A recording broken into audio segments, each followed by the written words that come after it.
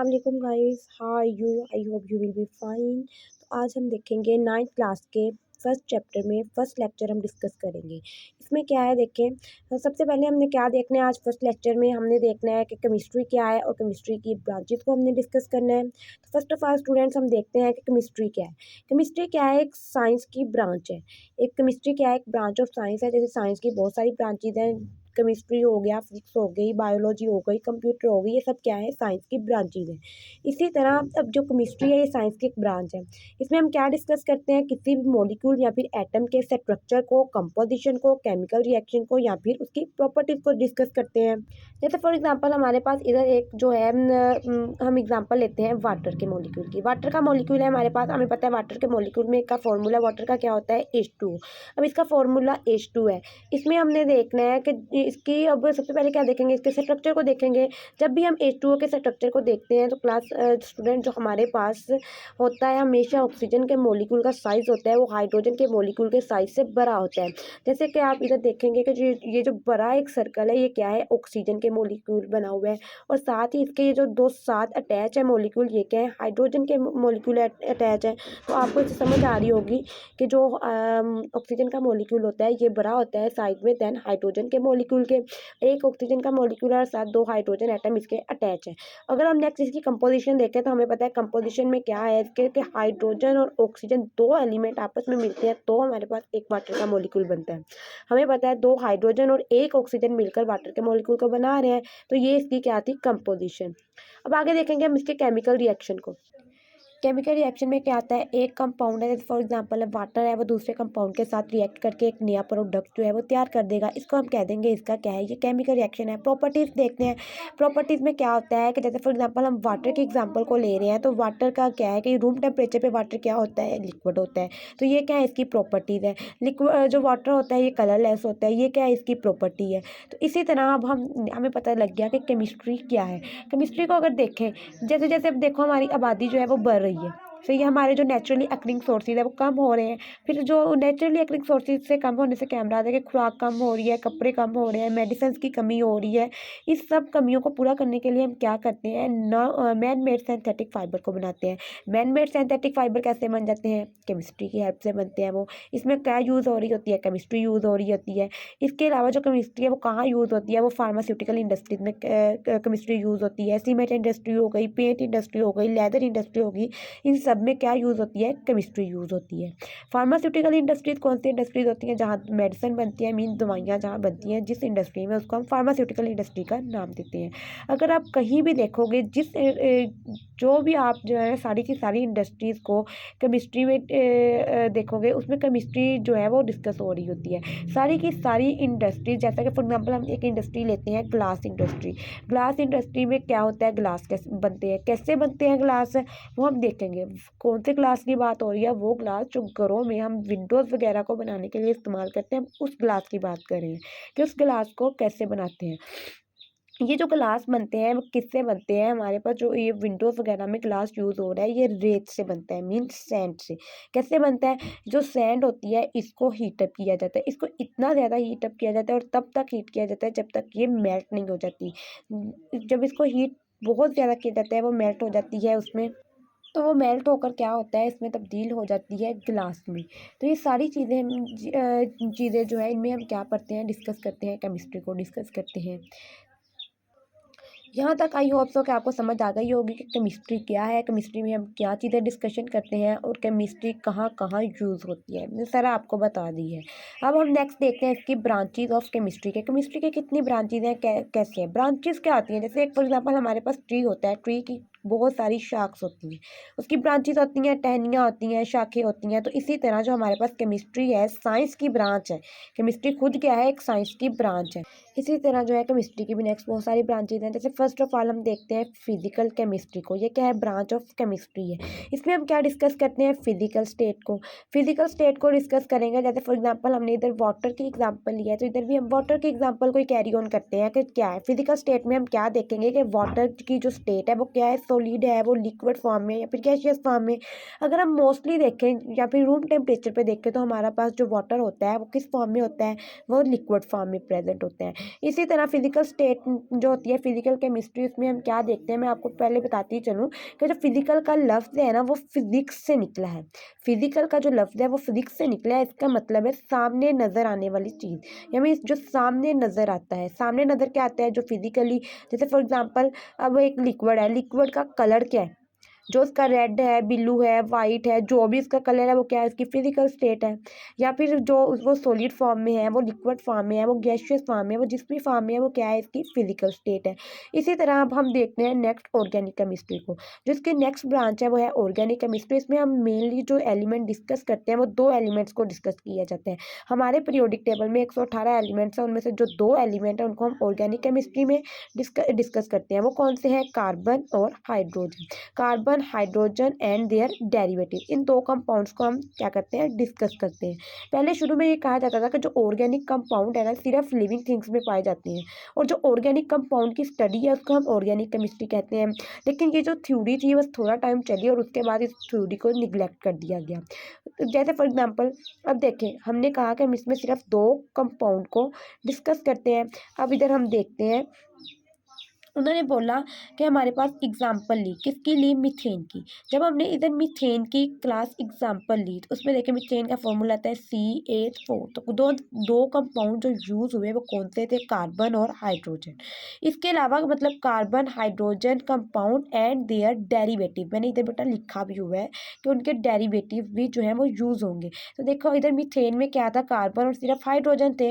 हमने क्या किया, मीथेन में हाइड्रोजन जो था इसको हमने रिप्लेस कर दिया बेटा क्लोरीन के साथ। जब हमने इस हाइड्रोजन को क्लोरीन के साथ रिप्लेस किया तो हमारे पास क्या हो गया, इधर जो मीथेन था वो कन्वर्ट हो गया क्लोरोमीथेन में, क्लोरोमीथेन में कन्वर्ट हो गया। तो अब देखें जो इधर ये क्लोरीन जो है ये यूज़ हो रहा है, हाइड्रोजन की जगह हमने क्लोरीन लगाया। तो क्लोरीन क्या है, वो कार्बन और हाइड्रोजन का डेरिवेटिव है।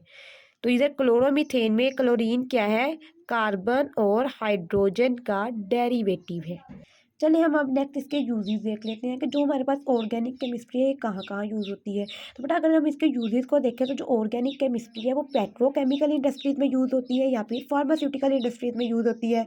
मैंने आपको पहले भी बताया कि फार्मास्यूटिकल इंडस्ट्रीज वो इंडस्ट्रीज होती हैं जहाँ मेडिसिन जो होती हैं वो तैयार होती हैं, और पेट्रोकेमिकल इंडस्ट्रीज वो होती हैं, पेट्रोकेमिकल के नाम से हमें पेट्रोल वगैरह, तेल वगैरह कि जो है वो पता लग जाता है कि ये कौन सी इंडस्ट्री है। इसमें क्या डिस्कस करेंगे, पेट्रोल वगैरह को डिस्कस करेंगे।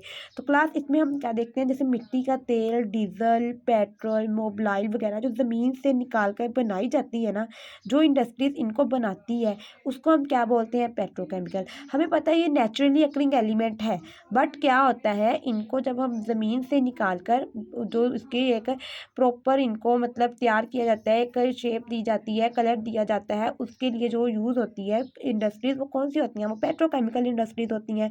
इसी तरह हम नेक्स्ट देखते हैं ब्रांच को। वो नेक्स्ट ब्रांच है हमारे पास इनऑर्गेनिक केमिस्ट्री। इनऑर्गेनिक केमिस्ट्री में हम देखें, हमने पहले क्या डिस्कस की थी, ऑर्गेनिक केमिस्ट्री। अब हम क्लास डिस्कस करेंगे इनऑर्गेनिक केमिस्ट्री को। बड़ा इनऑर्गेनिक केमिस्ट्री में देखें अगर पीरियोडिक टेबल जो है, पीरियोडिक टेबल में 118 एलिमेंट होते हैं। 118 एलिमेंट्स में से जो 116 एलिमेंट्स हैं वो हम डिस्कस करते हैं इनऑर्गेनिक केमिस्ट्री में। उसके बाद जो है वो पहले से स्टडी किया उसमें ऑर्गेनिक केमिस्ट्री में कि हम सिर्फ दो एलिमेंट्स को स्टडी करते हैं इसमें। तो इसमें हमें ऐसे एक सिर्फ दो एलिमेंट है पीरियोडिक टेबल के जो हम इनऑर्गेनिक केमिस्ट्री में स्टडी नहीं करते। वो कौन कौन से हैं, हमारे पास कार्बन और हाइड्रोजन। ये क्या होते हैं, ये जो होते हैं इसको हम इनऑर्गेनिक केमिस्ट्री में स्टडी नहीं करते। तो आगे हम चलते हैं केमिस्ट्री की नेक्स्ट ब्रांच पर, वो है हमारे पास इंडस्ट्रियल केमिस्ट्री। इंडस्ट्रियल केमिस्ट्री हमें पता है इंडस्ट्रियल जो वर्ड है ये कहाँ से निकला है, इंडस्ट्रीज से। हमें पता है मैन्युफैक्चरिंग ऑफ सब्सटेंस, जो सब्सटेंस बनते हैं वो कहाँ बनते हैं, इंडस्ट्रीज़ के अंदर बनते हैं। तो ये हमें समझ आ रही है। अब देखें इंडस्ट्रियल केमिस्ट्री में क्या होता है, इंडस्ट्रियल केमिस्ट्री में कौन कौन सी इंडस्ट्रीज आ जाती हैं। हमें पता है इंडस्ट्रियल केमिस्ट्री में क्या होगा, मैन्युफैक्चरिंग ऑफ सब्सटेंस होती हैं, मतलब मुख्तलिफ किस्म की जो चीज़ें हैं वो बनती हैं। तो देखें इंडस्ट्रियल केमिस्ट्री में जो उसकी एप्लीकेशन एप्लीकेशन हैं वो कौन कौन सी आएंगी, इसमें क्या आएगा, टेक्सटाइल इंडस्ट्रीज आ जाएगी, फार्मास्यूटिकल इंडस्ट्रीज आ जाएगी जहाँ मेडिसिन बनती है, लेदर इंडस्ट्रीज आ जाएगी जहाँ जैकेट्स बैग्स लेदर बैग्स वगैरह बनते हैं, cement industry, sugar industry, fertiliser industries, ऐसे ये सारी इंडस्ट्रीज जो है वो किस में आ जाती है, इंडस्ट्रियल केमिस्ट्री में। इसमें क्या हो रही है, मैन्युफैक्चरिंग ऑफ सब्सटेंस हो रही है, डिफरेंट किस्म के जो सब्सटेंस है वो बन रहे हैं। अब देखें नेक्स्ट जो हमारे पास इसकी ब्रांच है केमिस्ट्री की, बहुत इंपॉर्टेंट ब्रांच है, वो है बायोकेमिस्ट्री।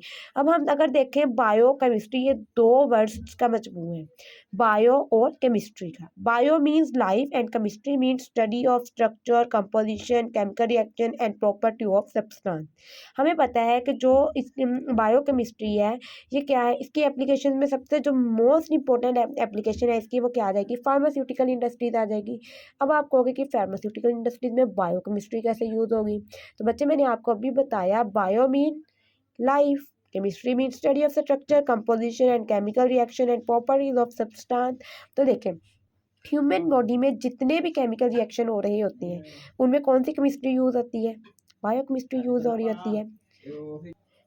जैसे फॉर एग्जांपल हम एक एग्जांपल देखते हैं, क्या देखते हैं, डाइजेशन ऑफ फूड के। देखें हम क्या करते हैं, पहले खुराक को लेते हैं, उसको अपने अंदर इनहेल करते हैं, अंदर जाकर वो क्या होती है, हमारी जो खुराक होती है वो फर्दर उसकी ब्रेक डाउन होती है, ब्रेक डाउन होकर वो छोटे छोटे पीसीज में कन्वर्ट होती है, फिर वो क्या होती है, खुराक जो होती है वो अंदर ब्लड के साथ जो होती है वो मिक्सअप हो रही होती है, अंदर जो होता है वो गैस्ट्रिक जूस हमारे स्टमक में जो होता है वो रिलीज हो रहा होता है, इंजाइम जो उसकी ब्रेक डाउन करते हैं खुराक की, ये जो हम अंदर इनहेल की होती है फूड उसकी जो ब्रेकडाउन होती है, वो जो इंजाइम उसकी ब्रेकडाउन कर रहा होता है वो सिक्रीट हो रहा होता है। ये सब क्या हो रहा था, जो हमारे अंदर प्रॉपर सारे रिएक्शंस हो रहे होते हैं, प्रोसेस हो रहा होता है, वो उसमें क्या यूज़ हो रही होती है, बायोकेमिस्ट्री इस्तेमाल होती है। तो ये बायोकेमिस्ट्री जो क्या होती है, ये क्या करती है, मेडिसिन जो होती है ना, मेडिसिन में कैसे यूज़ होगी। अब आपको फार्मास्यूटिकल इंडस्ट्री में कैसे यूज़ होगी, ये तो मैंने आपको बताया पहले कि कैसे हमारे अंदर जो रिएक्शंस हो रहे होते हैं उसमें कैसे यूज़ हो रही होती है केमिस्ट्री। अब मैं आपको बताती हूँ कि जो ये बायोकेमिस्ट्री जो है ब्रांच केमिस्ट्री की, ये फार्मास्यूटिकल इंडस्ट्रीज में क्या काम करती है।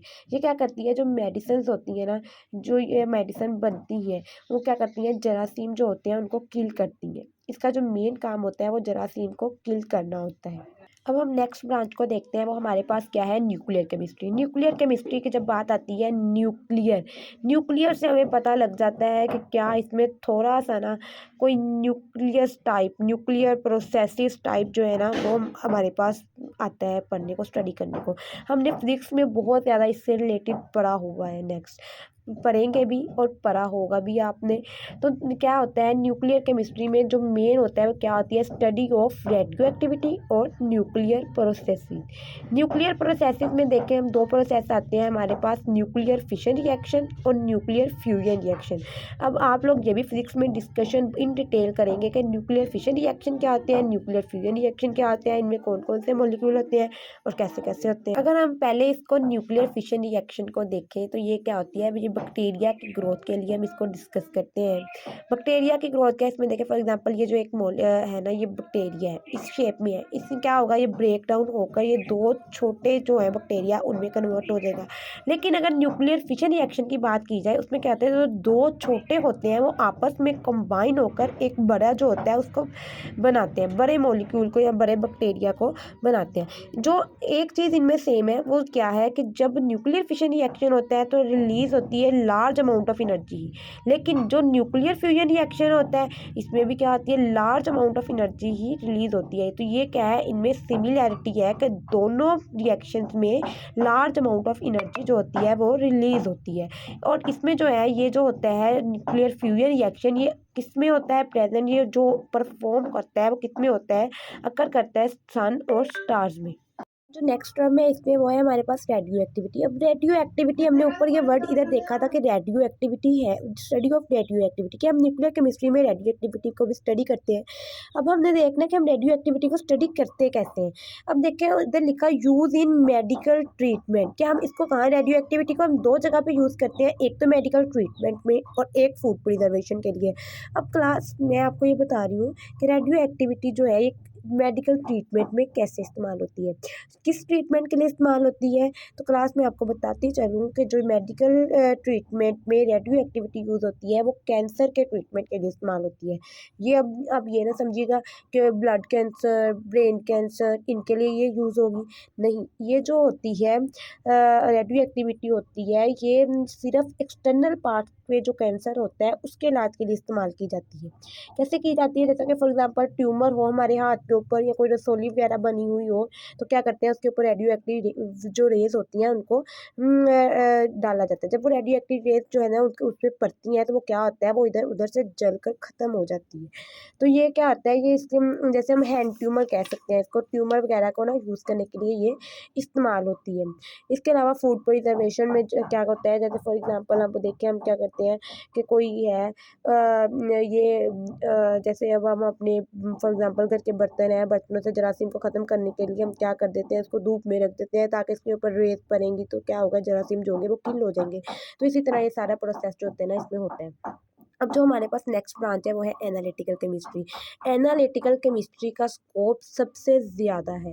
केमिस्ट्री में जो आप स्कोप देखोगे सबसे ज़्यादा जो स्कोप है वो एनालिटिकल केमिस्ट्री का है। अब ये एनालिटिकल केमिस्ट्री यूज़ किस लिए होती है, एनालिसिस के लिए यूज़ होती है। एनालिसिस का मतलब क्या होती है, पहचान करना। पहचान करना किसकी हेल्प से, फोरेंसिक लैब की हेल्प से। फॉर एग्जांपल अब ब्लड सैंपल है, हमें कैसे पता लगता है कि हमारे पास जो हमारा ब्लड है वो कौन से ग्रुप का है, किस ओ नेगेटिव है, बी पॉजिटिव है, ए बी पॉजिटिव है, ए बी नेगेटिव है, किस तरह का है हमारा ब्लड ग्रुप क्या है, तो वो हम किससे देखते हैं, एनालिटिकल केमिस्ट्री से चेक करेंगे। फिर और उसके अलावा बहुत सारी मतलब ऐसी चीज़ें, जैसे फॉर एग्जांपल जो है जैसे हम ड्रामों में देखते हैं कि कोई एक्सीडेंट वगैरह हो जाता है तो हम क्या करते हैं, फॉर एग्जांपल किसी ने अगर जो होता है पिस्टल यूज़ किया होता है, गन यूज़ की होती है, तो क्या करते हैं उसके फिंगरप्रिंट्स जो होते हैं उनको मैच किया जाता है। ये सारा काम क्या होता है, फोरेंसिक लैब में हो रहा होता है। तो ये सारा किसकी हेल्प से हो रहा होता है, एनालिटिकल केमिस्ट्री की हेल्प से हो रहा होता है। एनालिटिकल केमिस्ट्री का बहुत ज़्यादा स्कोप है। एनालिटिकल केमिस्ट्री में जो होता है वो हम एनालिसिस करते हैं। अब नेक्स्ट जो है वो है हमारे पास एनवायरमेंटल केमिस्ट्री। एनवायरमेंटल केमिस्ट्री में क्या होता है, हम स्टडी करते हैं इम्पैक्ट्स को, जो ह्यूमन बॉडी के इम्पैक्ट्स हो रहे होते हैं इन्वायरमेंट पर, इम्पैक्ट कर रही होती है जो इन्वायरमेंट को, उसको हम स्टडी करते हैं। आई होप सो कि आपको समझ आ गई होगी जो आज हमने लेक्चर में समझाया है मैंने आपको अच्छे से समझ आ गई होगी। अगर आपको समझ नहीं आई तो आप कमेंट सेक्शन में मुझसे पूछ सकते हैं। अगर आपको वीडियो अच्छी लगी है तो आप लाइक कमेंट सब्सक्राइब करना मत भूलिएगा। नई से नई वीडियो पे देखने के लिए आप बेल आइकन पर प्रेस कर दें। अल्लाह हाफिज़। अब मिलते हैं हम नेक्स्ट लेक्चर में।